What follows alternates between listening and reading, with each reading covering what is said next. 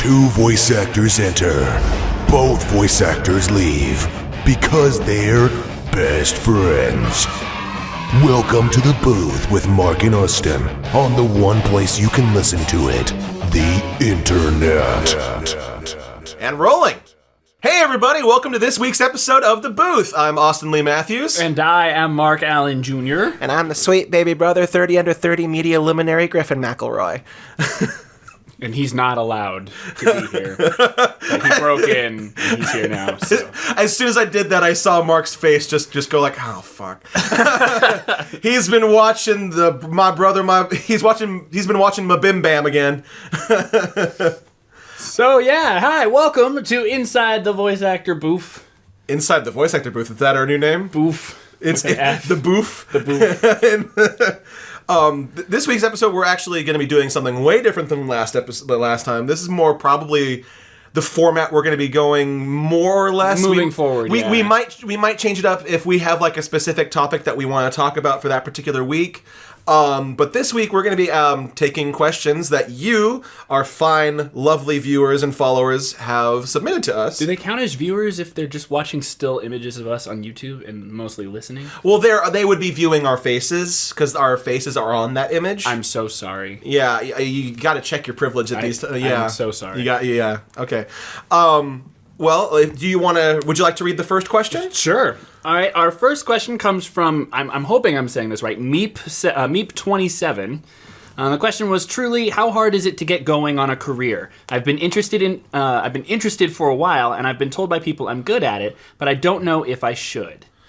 It is actually pretty hard to get it going as a career, especially now. Yeah, it's gotten a lot harder over the last 5 or 6 years because there's just a lot more voice actors. There's more people interested in getting involved. It's simultaneously become more and less accessible just because with the advent of the digital age, it's gotten so much easier to get in contact with, casting directors and stuff like that. And be able to kind of build your portfolio. It doesn't require you to drive out to a studio 50 miles away to record. And to keep it consistently, because to make it a career, you need it to be consistent, at least a couple times a month to a few times a month being in the studio. Being a career is not just like being in the studio every couple months.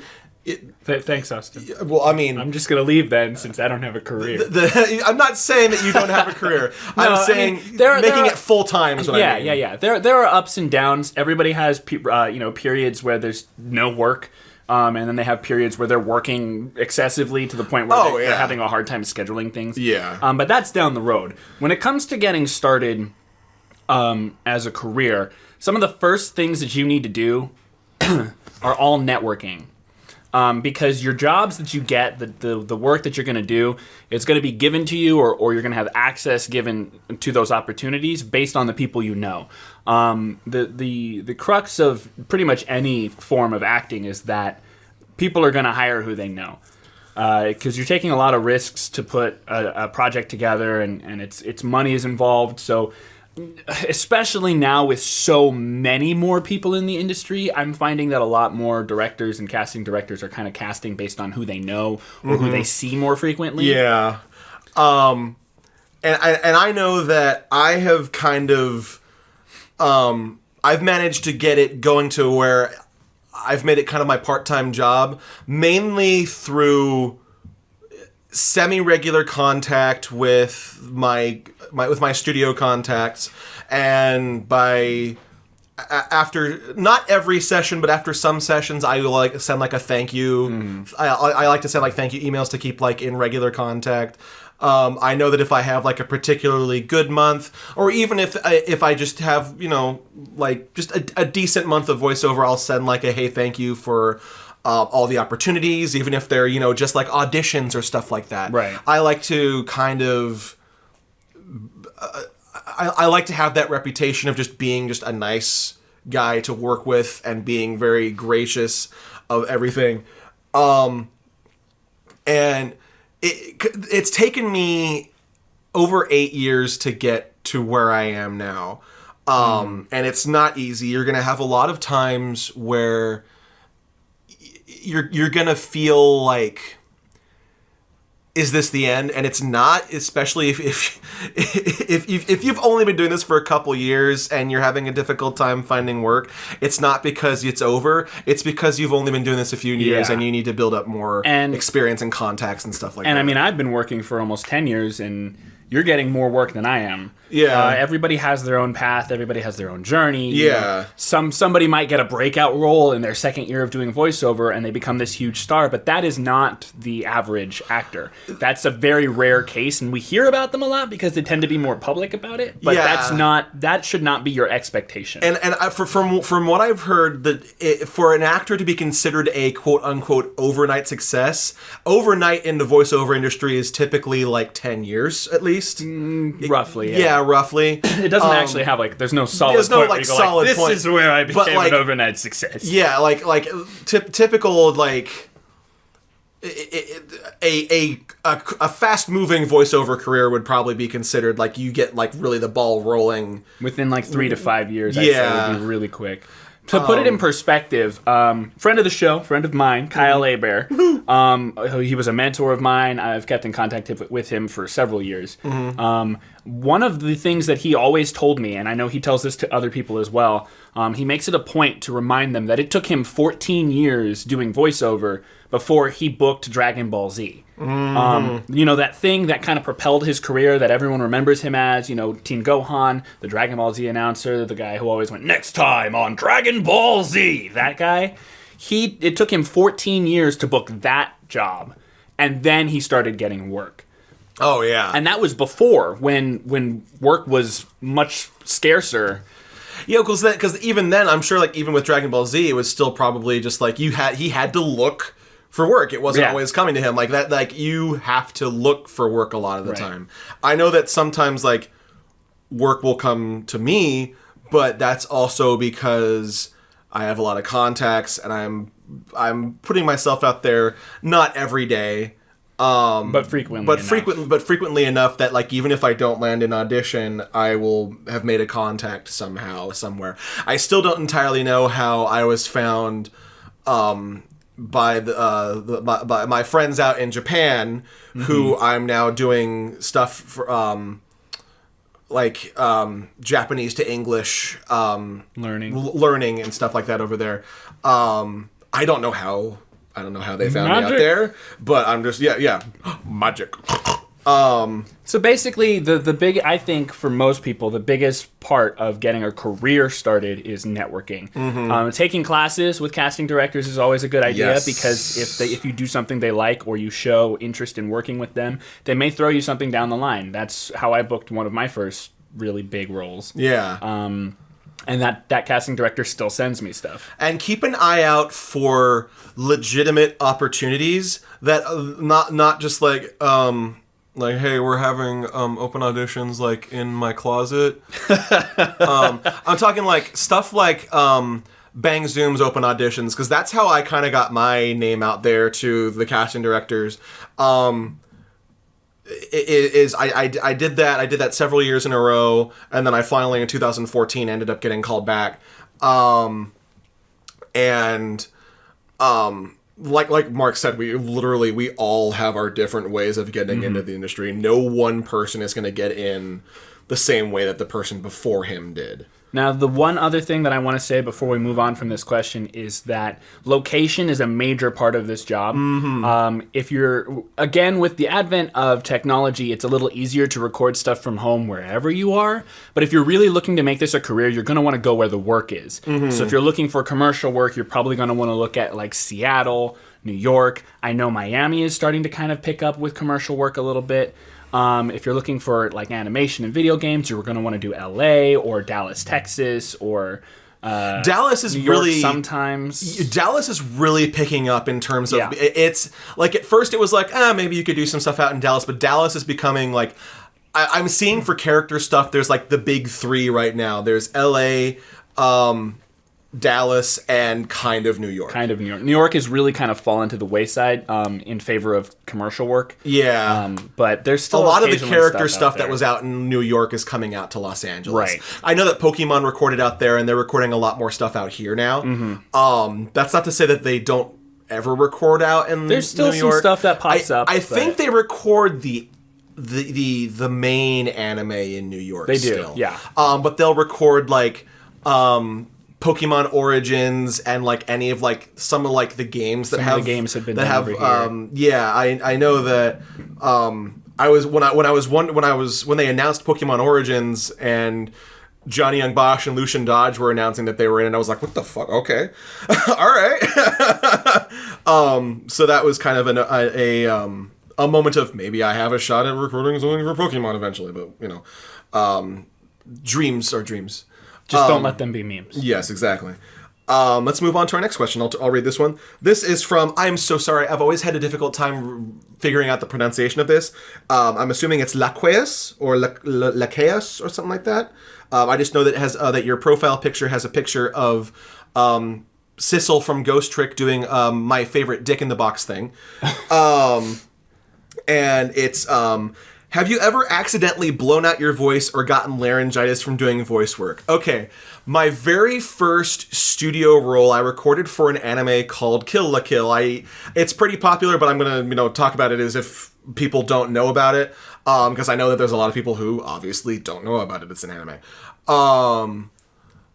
That show is like almost nothing but screaming For every character. There are very few quiet moments in that show, and they're only ever between Ryuko and Senketsu.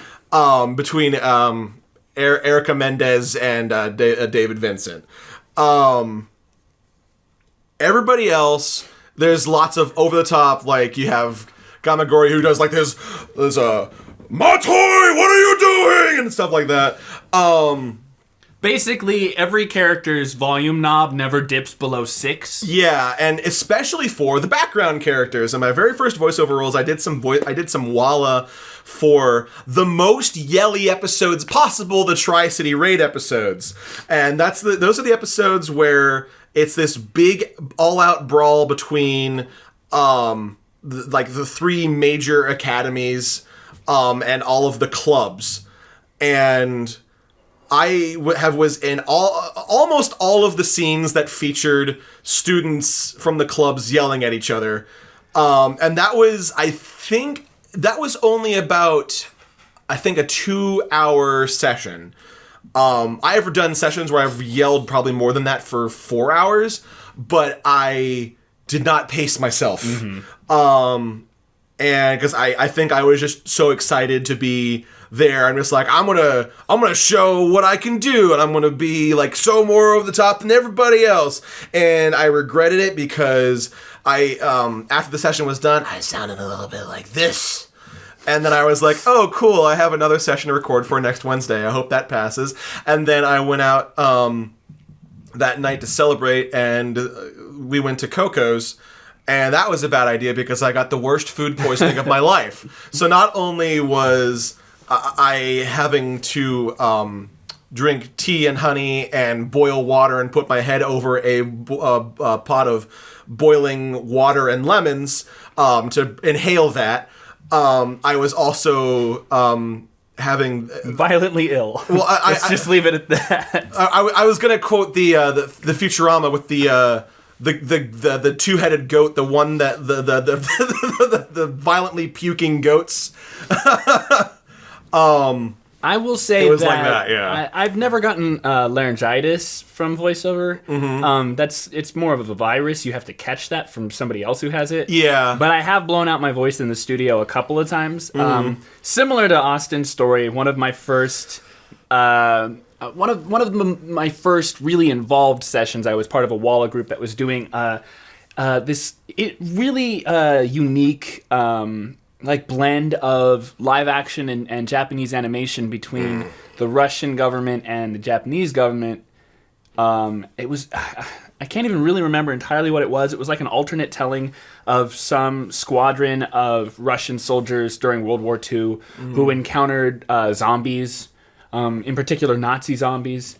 The project was called First Squad. Okay. And I remember during the Walla session, they told us as we got there, not before, as we got there, they were like, so you guys are going to be playing soldiers today? There's going to be a lot of screaming, a lot of dying. Just be prepared for that. And they're like, in 5 minutes. Okay, I will prepare for that in 5 minutes. Most of the time, they're pretty good about letting you know, just, this is going to be a really high-intensity, high-energy session.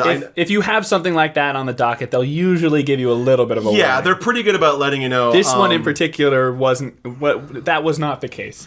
So we went in there and it was a 4-hour session, and we were all screaming and dying. And then at the end of the session, and again, this is backwards, at the end of the session, they said, okay, we've got a few call-outs that we need people to come up and pick up. And what that means is that they'll ask somebody in the Walla group to come up and provide some voice work for individualized extras and characters in the show.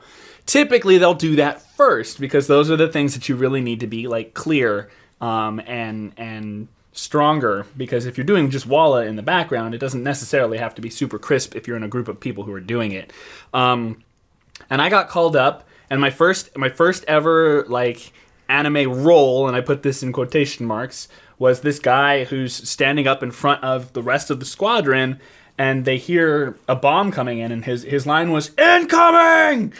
And this was at the end of 4 hours of streaming. So I do that, and it's the take that they used, because we did a couple takes, but the take that they used is the one where my voice broke literally in the middle of the line. Ooh. So it's like, "Incoming!"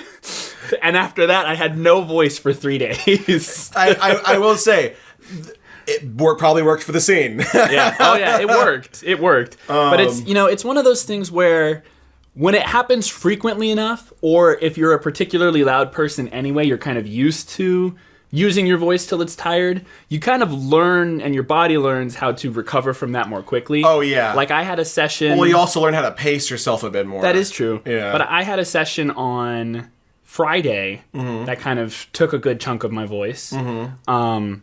Saturday I was a little huskier than usual, and I went ice skating, which is a bad idea to do when your voice is bad. Yeah. So yesterday I woke up and my voice was all right. It wasn't great.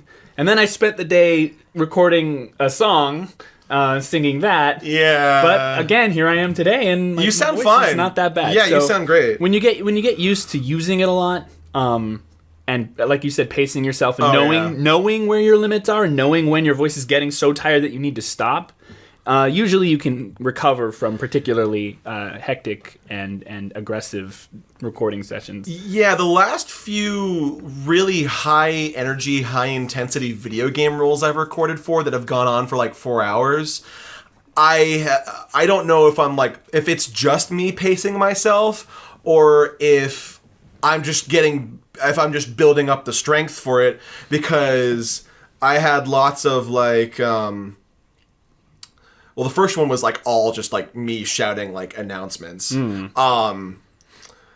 But the most recent one was just like, "Sir, I've got something going on." Blah, blah, blah, blah, blah. It was like lots of that. And like even there, like it sounded loud, but I wasn't going full out. Right. Well, because you could blow a mic out if you went full out. Yeah, like I could blow out a mic. This man is, and I'm saying this with the most kindness in my heart. Choose your words carefully. This man is extremely loud, and part of that I think has to do with your background in music and just your lung capacity. That, and also because I was a tubist. That's what I mean. But I mean specifically because I was specifically a tubist, and I played tuba in marching band, and you would not think it, but the tuba players are definitely the most rambunctious out of all of them. So we, when they were at football games, and everyone else was kind of going like, "Yeah." Yeah, we were just going like, "Oh yeah, rock it out, woo," and just like shit like that. So I naturally am very like bombastic. I have a bombast about me that I have gotten a lot of compliments about, specifically from the game that we wrapped main recording on it. I think a little bit later this month we're going to be doing some pickups on it. But it was one of those things that it was just like, if this was the last thing I did with this character, I'd be totally fine with that. But I'm also really sad because to see this guy go, because I'm definitely one of the more just personal characters for me. I really liked this guy. I have to throw a little call out to a radio play production called Geek by Night. I play a character in this show called the Ire, who's probably the most vile and angry person I've ever played. Yeah. Just because he is the living embodiment of the worst internet trolls. And there have been several moments in the script where the script isn't necessarily written in this way, but the way that I play the character and interpret the character, he has a fake sinisterness to him, where he tries to be sinister and dark and menacing, and this is how we're going to do things. But then he also has these moments where he'll go on these long rants, and by the end of the rant, I'm full on shouting. You know, it's things like, and then we'll rise up, and they'll finally understand, and things like that. And I just love playing with that character because being able to go up there is not something I get to do very often. And again, it's one of those things that I'm really proud of the experience that I have and the I guess, conditioning of my voice to be ready for things like that. Because your voice is a muscle. So the more you use it, you're going to build basically calluses on your voice that make it easier for you to get louder or, maintain things like that for a longer time. Yeah, definitely. And that might change the vocal quality of your voice when you get those calluses? My voice is a lot grainier now than it was 10 years ago. Oh, yeah. I remember, even sometimes what you eat. Absolutely. Yeah, because absolutely. I remember the first time I quit soda, you could tell that there was a difference in my voice just from that. Mm-hmm. And I'm in the process of doing that myself, and I've already noticed my voice is actually deeper now than it was 2 months ago because I'm not drinking as much caffeine. I've quit high fructose corn syrup. I've quit soda, with the exception of Hanson's, which uses cane sugar. Hanson's is good. They don't sponsor us. I just wanted to specify. Yeah, hashtag not But sponsored. anyway, and I've already noticed a change in my voice. Yeah. To a point where it was a little difficult in my last session because I had to match someone from when I was still on my regular diet. Because compared to how you were a couple months ago, like you were up here a few months ago. I mean, I'm still up there. And compared to that, you're just like, hey, what's up? This is critical. Oh God, that's kind of how you sound right now. I wish I could book all the man roles. So this lovely lady gave us actually several questions. So I'll actually let you pick one. Oh my gosh. Okay, so this is from Squiggly Diggly Doo. And I'm going to choose this one. What sorts of voices come the most naturally to you, and which are more difficult? Ooh. You want to go ahead and start off this one? Yeah. I have what I like to call permanent teen voice. Mm-hmm. I'm always going to sound young until I'm so old that I can't help but sound like an old man. Mm-hmm. And at that point, I'll probably sound like this. For me in particular, younger voices right off the bat are extremely easy for me. In terms of getting there, which is usually what I'm cast as. I'm usually cast in a role that's either very similar to my normal speaking voice, or maybe just a little bit higher, so you get a little bit more youth to it. There have been a couple of times where I've had to play someone between the ages of 13 and 16, and it's kind of like, for most guys, I think they might think that's a difficult place to go. Mm-hmm. For me, just because of where my voice is placed and the kind of things that I do and how long I've been playing teenagers. Yeah. I mean, realistically, at 18, when I would answer the phone at my parents' house, I would still get, hi, is your mom or dad home? And it was like, I'm an adult. How dare you? Yes, they're home. Here, let me simulate a little bit more. I am an adult. My voice was not cracking at 18. Thank you very much. But no, I mean, it's really interesting because I look at, I was in musical theater, and so there's a couple of videos of me performing in high school when I was 17 and 18, and I still sound very similar. My vocal quality's changed a little bit just because of voiceover and the amount that I've used my voice, but pitch and tone-wise, I'm just about the same place. So for me, the ones that are most difficult are the big burly guys. I've picked up a couple of things from just listening to Austin and trying to mimic him, but anytime I have to do someone who's really deep, it just sounds stupid fake. I think that's nice. It works if you're doing something really cartoony, but if you're doing something that's supposed to be a more realistic style, it doesn't work as well. So I don't normally book the big burly men because I'm just not. I've got permanent teen voice and I've got semi-permanent nerd voice. It's hard for me to sound cool. Like with that voice that you just did, I would have probably cast you in an anime with that voice, but I wouldn't have cast you in a video game with that voice. See, I've only ever used that voice in Clay Kids. Really? That's the only one that's ever used it. That was the principal. Oh yeah. I imagine you'll be selling merchandise, and I can't do it right now. But he's got that like really fake depth to him that's about the only way I can get that deep. That, and if I play someone who's like supposed to be a really big black guy. Hey baby, yeah, it's great to be here. I'm really excited. You know, that kind of thing. Yeah.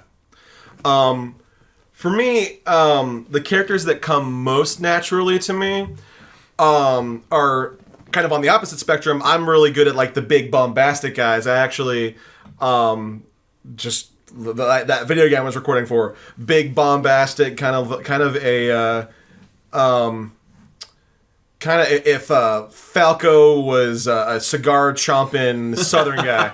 Like that's basically like when I was looking at like his role in the story, I'm just like oh, so he's kind of like Falco, but like way deeper and kind of a bit more of an asshole. All right, I'm cool with that. He's got a bit of a potty mouth. He talks about piss and shit, and goddamn if he's not one of the funniest motherfuckers I've ever played. This show may contain graphic violence, strong language, and sexual themes. Viewer discretion is advised. And also like I'm good at more like impression kind of things, specifically more like higher up kind of characters. Like I'm really good at doing Cleveland Junior. I would say more mine. I would say for you, like it's definitely the higher energy characters. Yeah, come really easily to you. The lower energy characters is where I don't exactly struggle, but I'm just like a little bit more out of my element. We've known each other for a long time, and anytime I hear him doing something that's more intimate or personal or serious, it's way more impressive to me. Not that what you normally do is unimpressive, but it's more impressive to me to hear that because I'm used to you being the loud and boisterous. So getting those smaller moments where you're intimate and you're having like a touching scene or something like that, those are always extra impressive. Well, you actually kind of helped me improve with that. Shut up. No, I'm serious.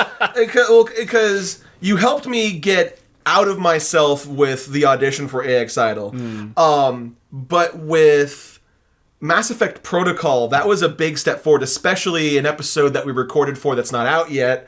I'm working on it. But but I'm just so that I'm doing my best to say this without any spoilers for potential episodes. But there's a moment where there's a really like a very personal, intimate scene that's very I know like exactly what you're like talking like about. I know that what you're going through is rough, but I need you to come with me and stuff like that. You know, so like and then there's also like how many times did we record I've Got You?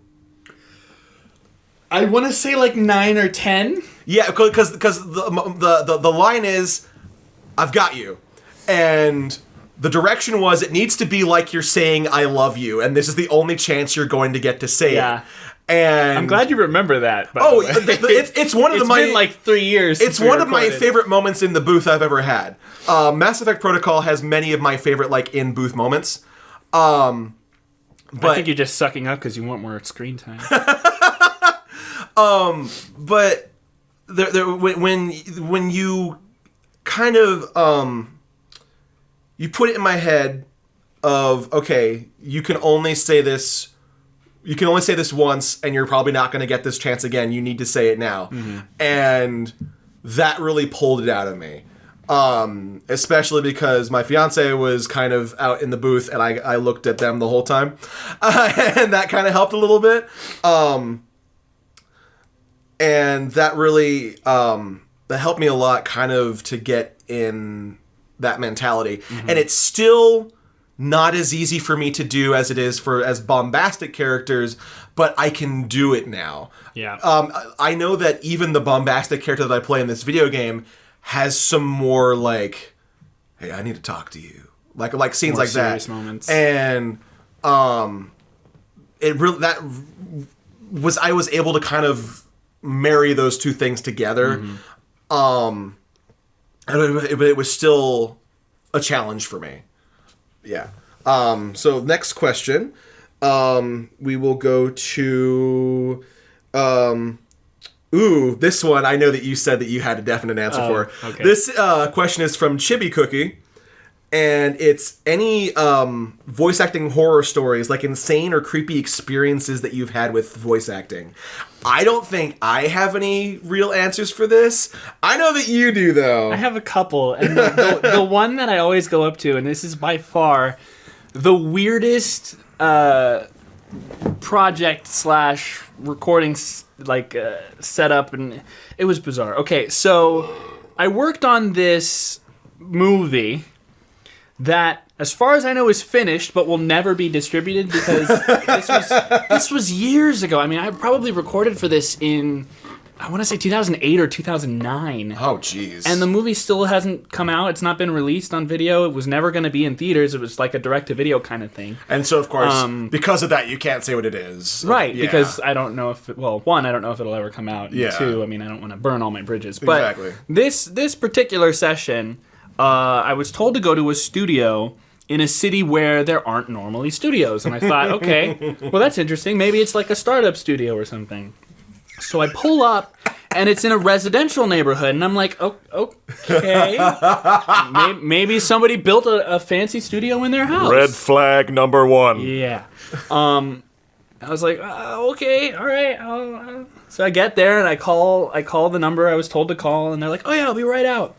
So this guy comes down his front porch and lets me in, and I walk into his house, and we go upstairs into this studio, in air quotes. It was this big open space. Did the studio have a overly large bed in the middle? No, thankfully, it wasn't quite that bad. What Daniel Avedon's comically large bed, as he calls it.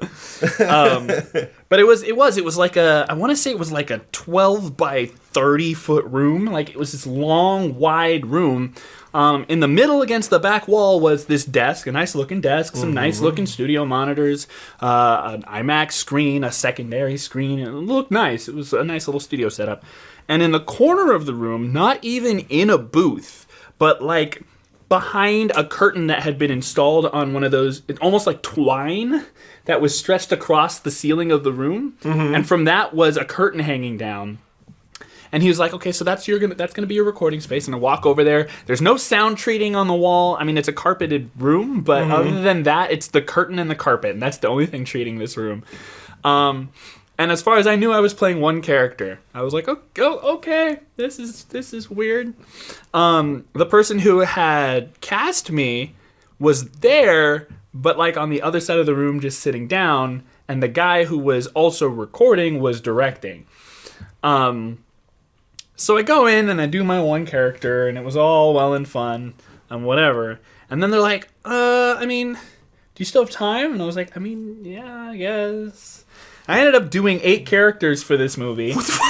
At one point, they're like, can you do a South African accent? And I was like, I mean, I can do several African accents, but not South African. And so instead of that being, oh, okay, it was, well, let me pull this up and see if you can match it. So he pulls up this YouTube video of somebody from South Africa talking. So I did my best to match that. We went with it and we did that.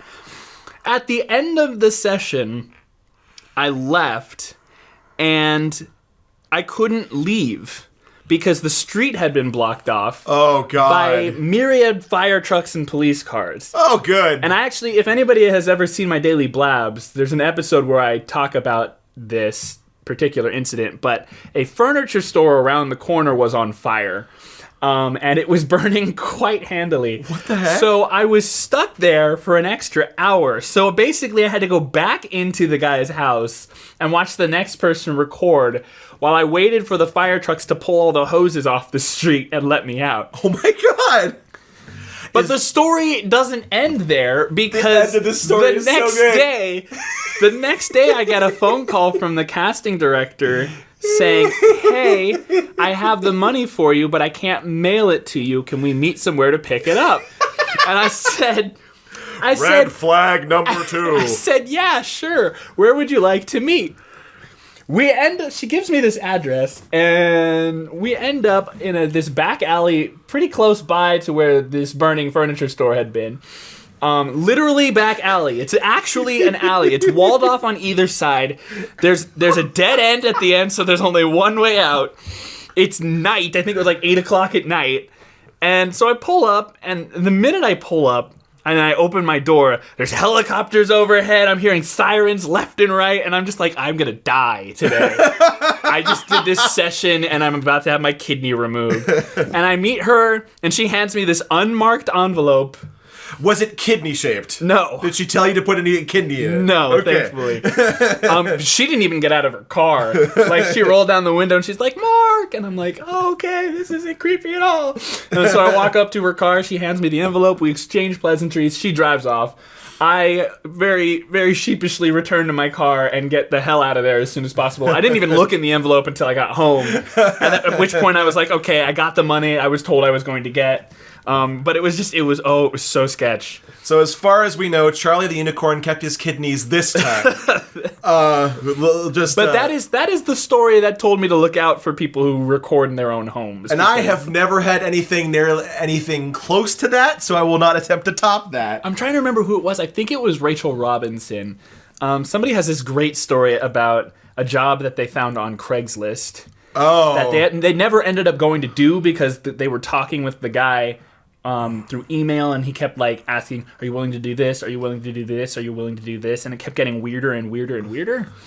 I think it was Rachel Robinson. I'll have to look that up. But oh man, there are some stories out there, man. Was the Craigslist run by the J.O. Crystal guy?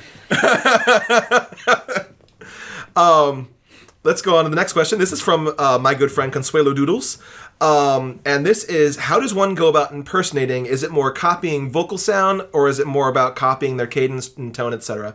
I'm going to go ahead and clarify that she's actually talking about, I'm pretty sure more like voice matching is more like what she's talking about here.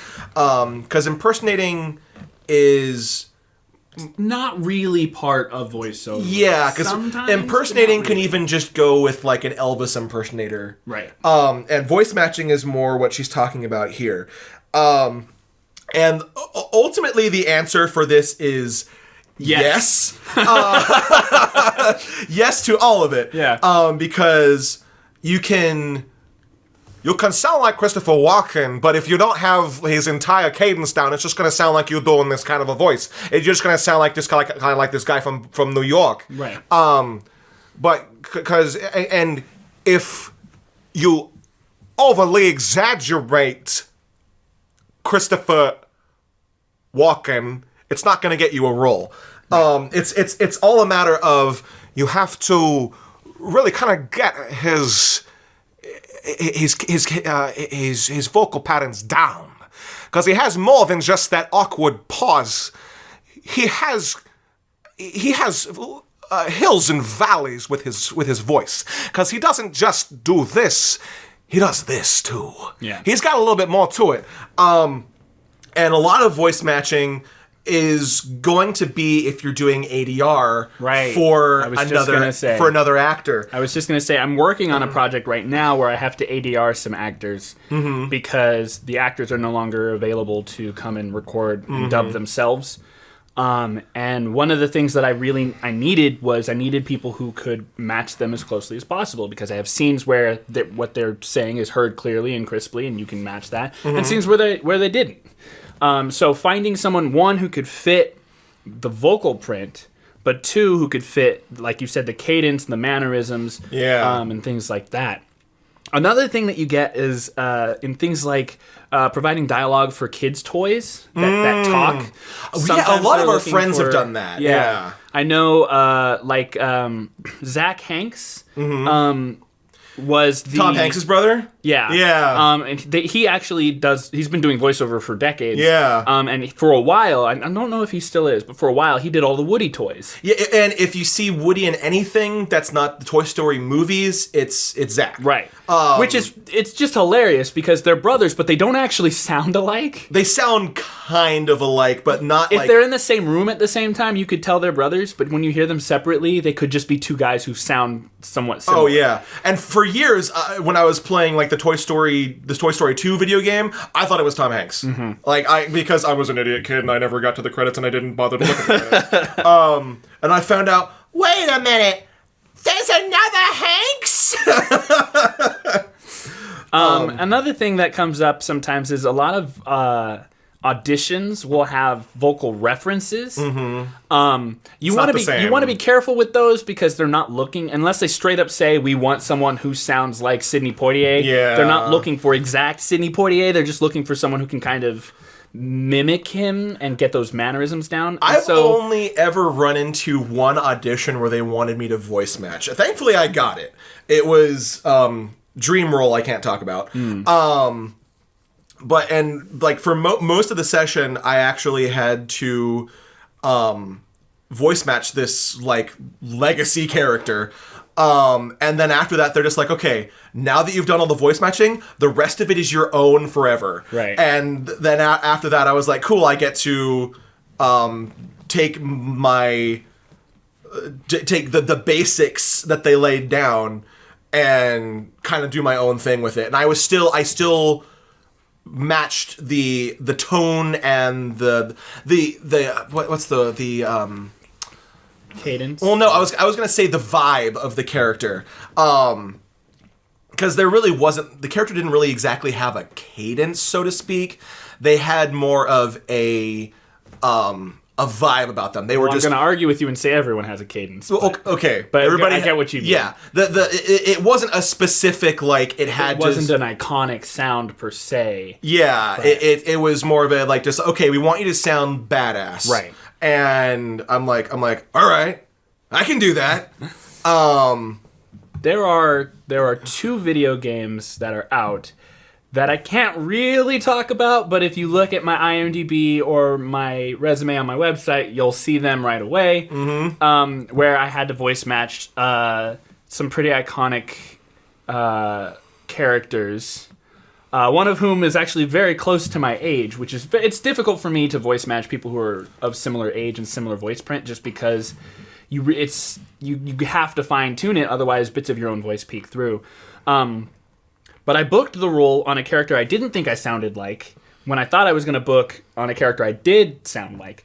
And so sometimes even your own impression or your own voice matching might not be as spot on as you think, or you might better fit something else. Both of these video games, I play the same character, and in the second one, I play a few more characters. And I just kind of had to go with those because we didn't have matches on hand for those. But the one main guy that I did, I matched him, and when you play the game, it's very obvious that it's not him. Mm-hmm. But the like you said, the mood. His accent is in there, the general feel of the character and kind of his youthful vibrancy and dorkiness are there. So they wanted more the fact that I sounded similar to him and could imitate the accent and the, I guess, general outlook on life. That played through to the character to the point where the character was still the same, even if it wasn't necessarily sounding exactly like the actor. So sometimes even your voice matching isn't straight voice matching. The industry's kind of weird about that kind of thing, especially now that it's more accessible. If they want someone, they tend to kind of be able to get them. Is it the game I'm thinking of? With my infamous direction story? With Act Less? Yes. Okay, yes! Alright, cool. Yes. Yeah, I know exactly what game we're talking about. Alright, so let's pick, there's 4 questions from Turntech Godhime. Why don't you pick one of those? Yeah, and we'll probably do more of these later, because some of these are actually really good. We're gonna actually, we're not gonna be able to get through all these questions today. We're gonna have to get through them in other episodes, because we ended up getting, I think 20 questions. So, yeah, They want to know how to not get locked into certain roles. Ooh. To which I would answer, do get locked into certain roles because it's work. Well, I understand there's always, and we're both actors, and so we both know this, but there's always that voice in your head that says, yeah, I keep getting these roles, but I want to do this, and I want to do that, and I want to do those. Oh, And okay, it's you're good to talking keep more about... typecasting. Typecasting, okay, yeah. Which I'm assuming is what the question is about. And I was leaning in the other direction. I was leaning into more, like, roles that have, like, exclusivity rights and stuff like that are... Oh, that is not how I interpreted that question at all. My response was going to be read the contract before you do anything. Yeah, that's. I mean, if that's about exclusivity, definitely know what you're signing on for. Yeah, there's nothing necessarily wrong with that. Just be aware of what you can and can't talk about or do in regards to that role. Yeah, because that's how I interpreted the question. But if I'm actually assuming that you meant it, what Mark's talking about, the it sounds like a typecasting question. Yeah, and I would say own it. Yeah, like I said, I mean, I normally play teenage guys. And I play big bombastic motherfuckers. I love playing characters who have accents. Dialects and accents were things that I studied pretty heavily as an acting major before I changed majors. And then I switched a major into a linguistics major. So the way language works and the way that sound is structured into language interests me. And so I'm always playing around with that. I'm even like in the process of working on an Irish accent, which is something that I've never been able to do. And so I'm always looking at opportunities to do accents, but most of the time I don't get to play those. I never get to play the pirate. Oh, yeah. And I've been working on that pirate accent for years, and I never get to play him.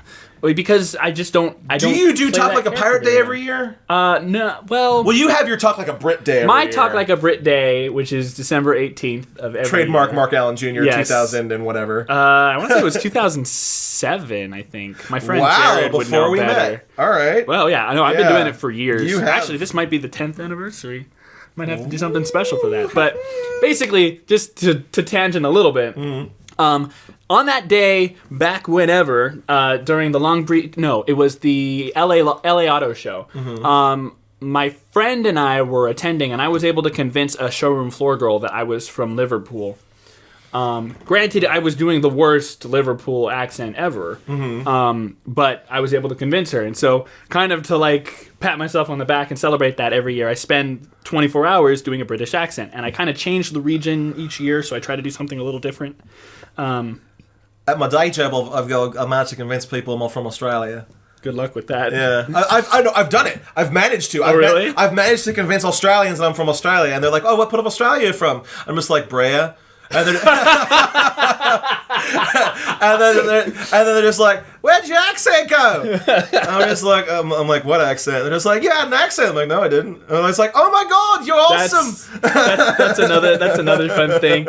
I used to do that when I worked in a restaurant. I got in trouble a couple times for it. But, I would. There were a couple of times where someone would walk in to order food from takeout when I was working takeout, and I would talk to them in an accent just for fun, and the phone would ring, and like my coworkers got to the point where they could recognize the gleam in my eye when I was about to mess with somebody, because the phone would ring if I was talking to someone in an accent. All of my coworkers would find a reason to like go around the corner or not be able to answer the phone. So I'd say, it'd be like, can you hold on for one moment? I need to answer this phone call. Just 1 second. And I pick up the phone. Yeah, welcome. How can I help you? And just like completely switch the accent on them. And the look on the person across from me, their face, priceless every single time. That's awesome. But to get back to the question, I mean, to quote Crispin Freeman, never turn down work. Yeah, if somebody's going to offer you a job, even if it's something you've already done, yeah, as artists, we all want to push our limits. We all want to be able to play something else and see where our limits are. You also want to work, especially in this career when work can be scarce sometimes. And you definitely like. I know that the thing in your head says like, oh, I'm going to be just known as this for my entire career. That's not always a bad thing. Until it means that you're not getting work. Right. But for the most part, like, you should definitely continue to flex your muscles in terms of what you can do. Yeah. But if you if while you are doing that, you also get cast a lot as like young protagonist kind of a thing, there's nothing wrong with that. I'm gonna single someone out in particular. He gets a lot of flack for it. He's a fantastic actor with way more range than people know. He's also a tremendous musician and a really nice guy. I know who you're talking about. Yeah. Johnny Young Bosch kind of got really popular and then really infamous in like the anime circle because he was playing young protagonists in like everything.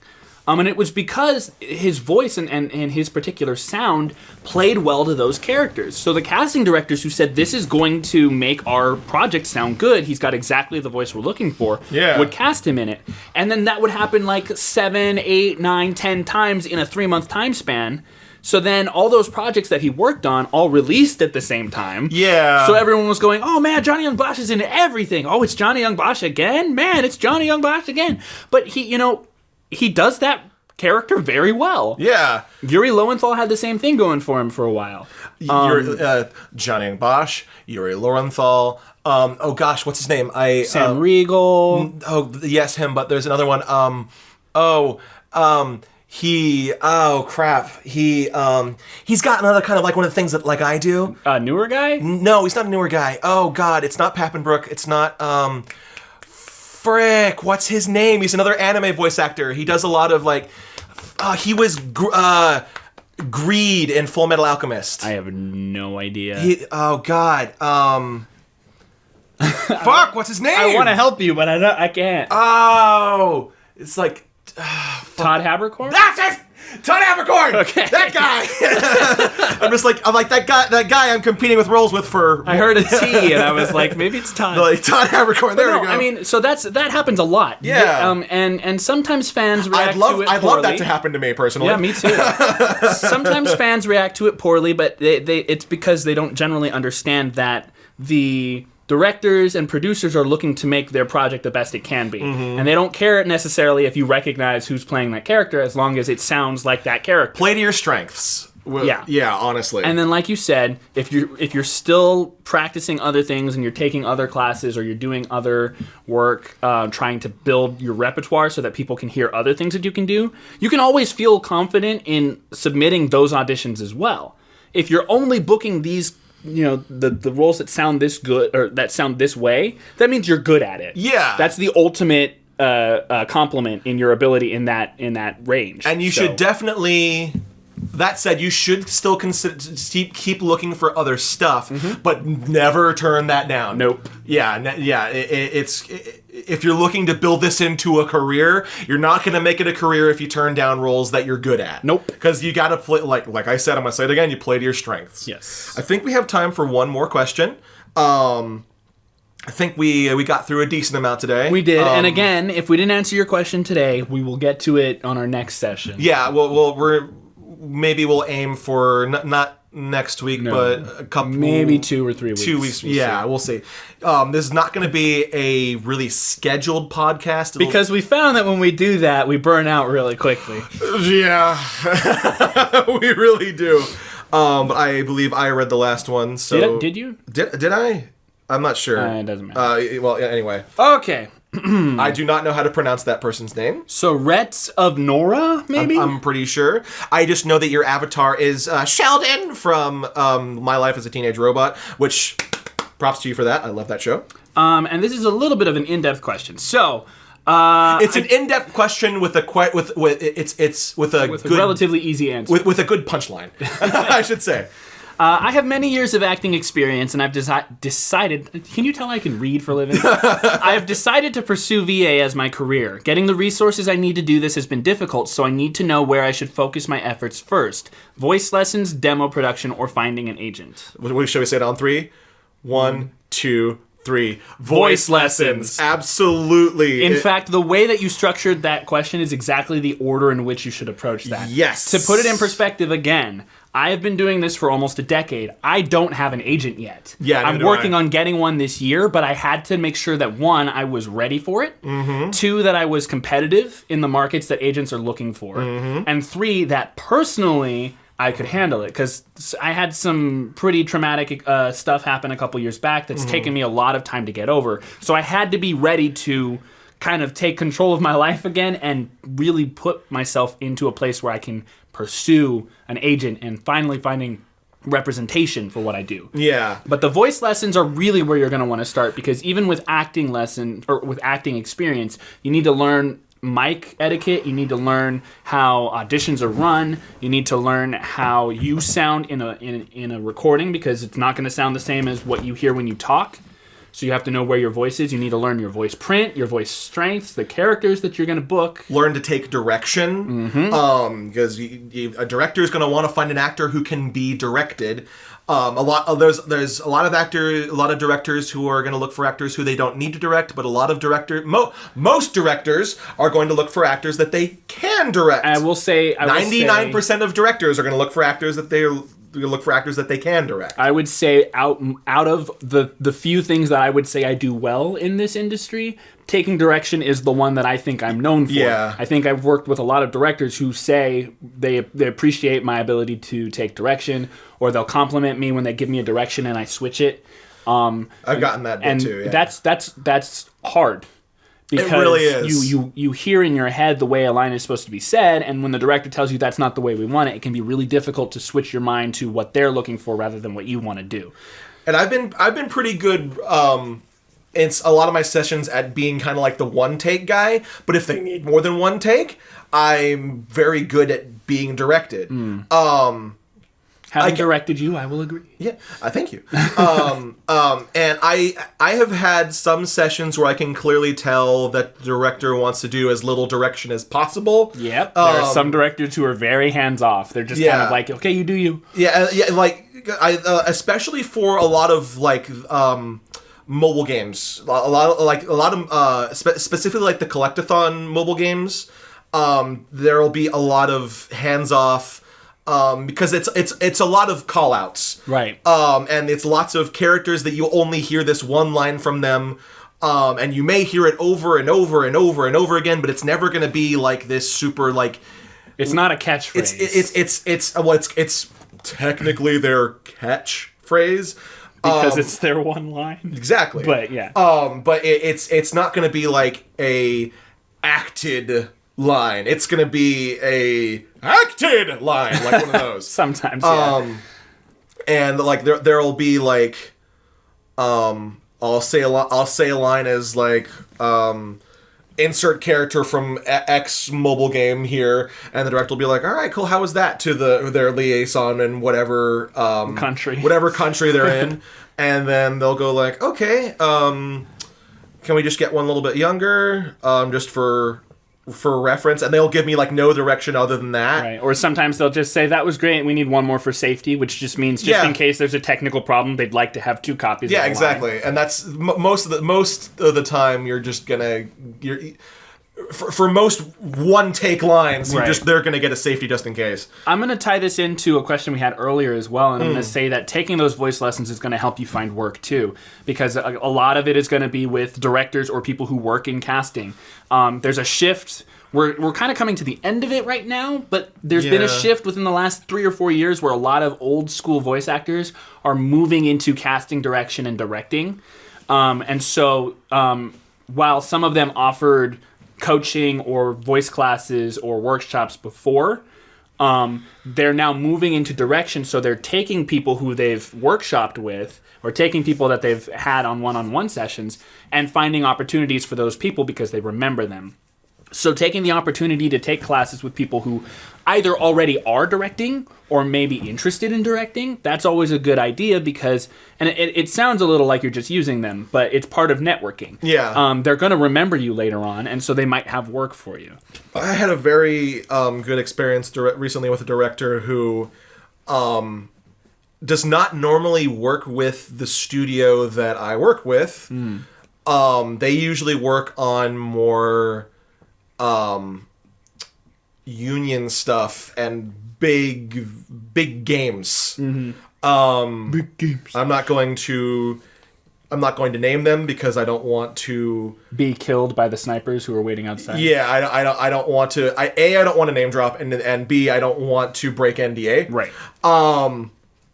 But afterward, they said that they really wanted to work with me again, and they had mentioned I had made some sort of reference to a game that they had worked on that I did not know that they had worked on, and. It was a big franchise, and I made a reference to it, and he chuckled and said, "We really could have used you on that game because you're really good." And I'm just like, so that was a really cool kind of special experience. And that's not to discourage you from getting a demo reel. What I would recommend, though, is before you try and sit down to record a demo reel, take voice lessons, because the most important things you need before you do a demo reel are knowing your vocal print, your vocal range, and where you play. And also, if you're building your demo reel to get an agent, have it mixed professionally. Have a professional mixer do it. You could probably go. Actually, most of the time, 99% of the time, you are going to have to put down a decent amount of money for a decent voice demo production.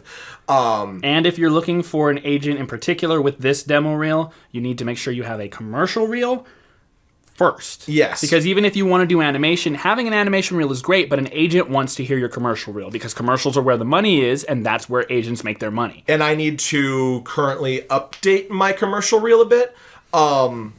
But my character reel is pretty solid. I mixed it myself, but I also have a degree. I have a degree in it. To quote Plankton, I went to college. I mixed it myself, but I also got a lot of help with it. I got a lot of feedback from it. And also, if you are going to make your own demo, make sure that if you want feedback on your demo, oh my god, that you are ready for feedback. You're ready for feedback, and you're not just sending your demo to someone so that they'll tell you what you want to hear. Because if you send your demo to me, I am not going to say, "Oh, that was good, you're ready." I'm going to give you very detailed, here's what you need to fix, here's where your strengths are, and if you don't have a lot of strengths in there, I will let you know that this is not a strong demo. Right. I will tell you, I'm sure that to some people that makes me sound like a bit of a douchebag. No, because here's the thing. Well, let me finish. Yeah. Is that sometimes you need somebody who's going to tell you, this is not what an agent's going to look for, because if you send that demo to an agent, you're going to shoot yourself in the ass. Yeah. The thing is, we're all in this industry because we love it. And we want it to succeed, and we want everyone who gets in it to succeed. We want each other to succeed. So it's if we're telling you something sounds bad or something doesn't sound good enough, it's not that we're trying to be mean or hateful or full of spite or anything like that. We're actively trying to get you to present yourself in the best light that you can. Yeah, there have been numerous people who have sent me demo reels over the years for feedback. And normally, if they're extremely experienced and this isn't their first demo reel, all I have to do is tell them, hey, this line is stronger than that line. You should move it forward in your demo reel. This one's not as strong. You should move that further back. In fact, I did that at our panel last week when we were listening to a friend's demo reel during the panel. I went up to him and I just really discreetly was like, hey, this particular one, you should move that forward because it's really good. Yeah. And that's it. You know, and so if you're gonna send it out to people asking for that feedback, make sure you're ready to hear feedback and not just compliments. And make sure you're sending it to people who will give you that feedback. Yes. Don't send it to your friend who has no voiceover experience, or your friend who does not know what the industry is looking for. Yeah. Send it to people who have been if you have friends who have been working in the industry, they're the people that you're going to want to get in contact with, and they might not always say yes, but that's also because a lot of us have had bad experiences with giving feedback. I had one recently. I had one a few years ago that told me I was never going to offer that service again. If somebody asks me if I can listen to it, my very first follow-up question is always like, I'm going to give you really solid, in-depth feedback. I'm about to spend 3 hours listening to your 58-second demo and tearing it apart. You are one of the few people I am really comfortable with getting demo feedback from, because I know that you're not going to be just like, oh, it was good. Right. If I want really like in-depth demo feedback, yes, I will post it on my Facebook for people to hear. But if I want specific feedback, there is a list of people who I will send my demo to say like, hey, rip me apart, bitch. Yeah. Because that's the thing is, if somebody just tells you your demo is good, if that's their only reaction, then your demo's not good. Yeah.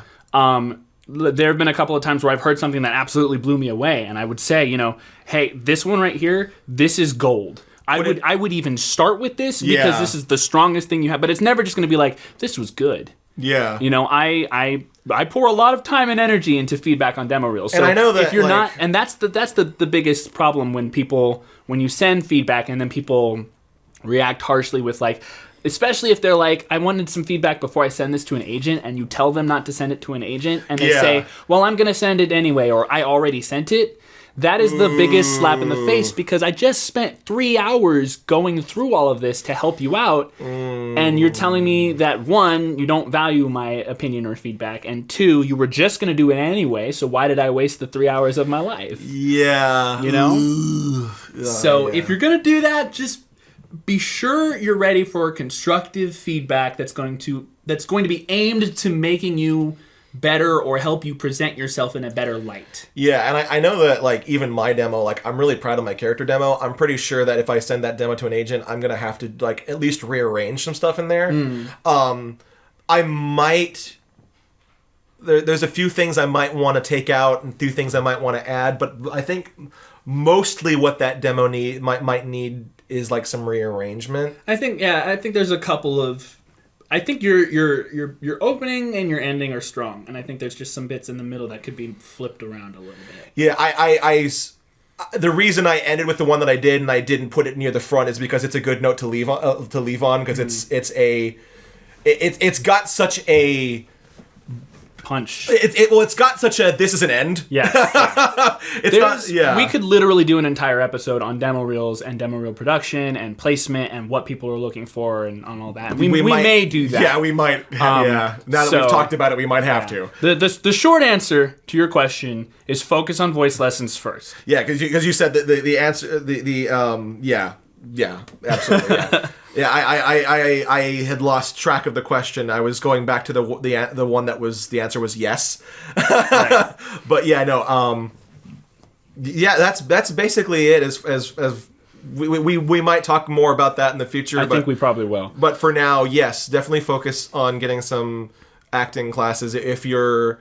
Even if you have theater experience, that's going to help you. Yeah. But voiceover is a completely different beast. And you don't necessarily need to take classes in a curriculum. Take classes that are like done with studios. Mm-hmm. Because those are the people that you're going to want to make connections with. One-day workshops are your friend. Yes. They can be expensive, but they're absolutely worth it. And one-day workshops, 6-day workshops, 6 week, once a week workshops are great too. There's one of those I have my eyes set on, but it's all a matter of money. Well, actually no. Believe it or not, I can actually afford it now. I'm happy that I'm at that point in my career that I can actually afford that now. Guys, but I'm gonna rob Austin in his sleep. Now it's a matter of me. What you saying over there? Nothing. It's a matter of me finding the scheduling at this point, because I do have my day job that I work with. And I can't always have like, okay, I need to have this day off consecutively, right? Because I have such an erratic work schedule. And they're usually evening workshops, and guess who works in the evening? Typically, preaching to the choir, buddy. Yep. But yeah, so eventually I'm going to be taking. I'd like to take Richie Horowitz's. Yes. Yeah, I'd love to take his so bad. Bill Holmes too. Oh yes. If I only had $5,000 laying around. I have taken the Bang Zoom workshops. I've taken both their intermediate and advanced workshops. I've taken their advanced workshop, I believe, twice. And I've taken all of their workouts, and I've also taken their prelay workout. I have done. I'm old. I've taken all of their workshop style workshops. I haven't done any of the workouts, but I've done all their workshops. I was one of the first people ever, and I say this seriously and proudly, was one of the first people ever to take their then master class, now advanced class. I think you mentioned that in the first episode. Did I? Yeah, I believe so. Oh, well. Now you know it's true because I've said it twice. There we go. Well, I think that'll do it for this episode. Yeah. That's a good note to leave off on. We will be doing another episode. Probably in a few weeks. Either probably about 2 to 3 weeks. Keep sending us your questions. You can send us your questions. We're going to keep a long-running backlog, so we're going to check off questions as we answer them, and we'll get to it. And we didn't answer the how do you get started, the general questions, because a lot of the questions that we answered today are your how to get started questions. Right. I know that we touched about it a little bit in our first episode. If you want some more information on those, we will be obviously talking about some stuff here and there, but a lot of the questions that people are going to ask are going to answer those how do you get started questions. You can also do online resources. There's lots of places. I know that you can go to the Voice Acting Club has some guidelines and stuff like there. I believe that Edge Studio has some stuff there. They have mostly like scripts for you to read. # not sponsored. Another good site to check out is Pendant Audio Productions. That's right. They regularly hold online auditions for radio plays and things like that, so you can check them out. They do things from anywhere from Shakespeare in audio format to original productions that they've been working on for several years. Yeah. So if in the future I would make your questions something that's not a general how to get started, you're going to want to find a particular topic, because that we are going to be, over the course of this, your question's going to be answered. Yeah. Do you want to drop our new Twitter handle? Yeah, I was gonna say you can either send us questions to my my Tumblr at Amtrax AMTRAX, or you can tweet at us at our new Twitter, which I had and then closed because I was looking at a question and forgot to pull it up again, and I'm just not stalling for time or anything. You can reach us at our individual Twitters as well. Yeah. At Mark Allen Jr. and I'm at Amtrax VA. But if you want it to specifically be a question that we address for this podcast, you can tweet at the VO booth. That's all one thing. The VO booth. Or you can tweet at us with the hashtag VOBoothQA.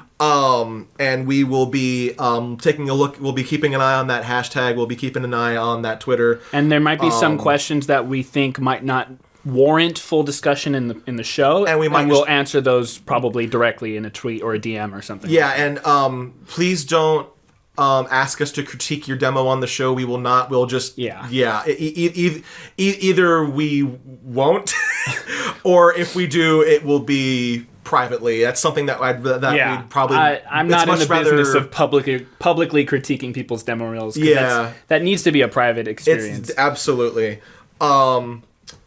But for now, I would say, cut!